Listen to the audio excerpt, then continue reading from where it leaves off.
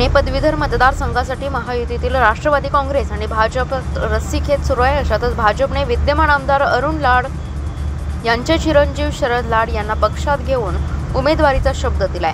त्यानंतर आता सांगलीचे पालकमंत्री आणि राज्याचे उच्च तंत्र शिक्षण मंत्री चंद्रकांत पाटील यांनी लाड यांच्या उमेदवारीची घोषणा केली आहे। ताकाला जाऊन मोगा लपवण्यात काही अर्थ नाही असं म्हणत मंत्री पाटील यांनी पुणे पदवीधरचे भावी उमेदवार असा शरद लाड यांचा उल्लेख करत एक प्रकारे उमेदवारीची घोषणाच केली आहे। पलूस येथील भारतीय जनता पक्षाच्या वतीने आयोजित पक्षप्रवेश सोहळा, कार्यकर्त्यांचा मेळावा आणि जनसंपर्क कार्यालयाचं उद्घाटन हा भव्य कार्यक्रम सायंकाळी मोठ्या उत्साहात पार पडला।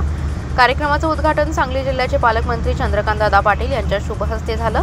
विशेष उपस्थिती आमदार सदाभाऊ खोत, माजी खासदार सम्राट महाडिक, नेते पृथ्वीराज देशमुख, शरद लाड, सर्जेराव अण्णा नलवडे आदी मान्यवरांची होती। या मेळाव्यात सुमारे 350 कार्यकर्त्यांनी भाजपमध्ये प्रवेश केलाय।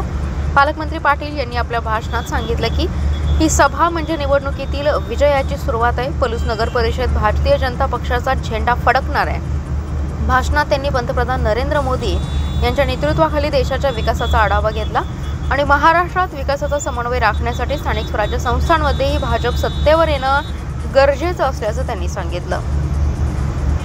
असं आपण करू।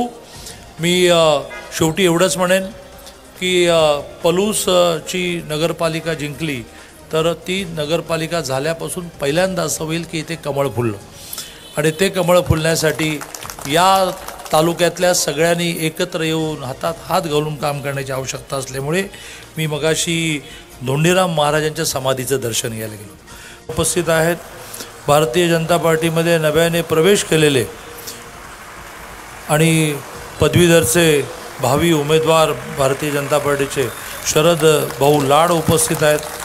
ताकाला जाऊन भांडं मला लपवता येत नाही, त्यामुळे हे नोंदणी करतायत ते भारतीय जनता पार्टीचे उमेदवार आहेत। त्याची अधिकृत घोषणा दिल्लीहून होईल तेव्हा होईल, परंतु असे शरद भाऊ लाड उपस्थित आहेत।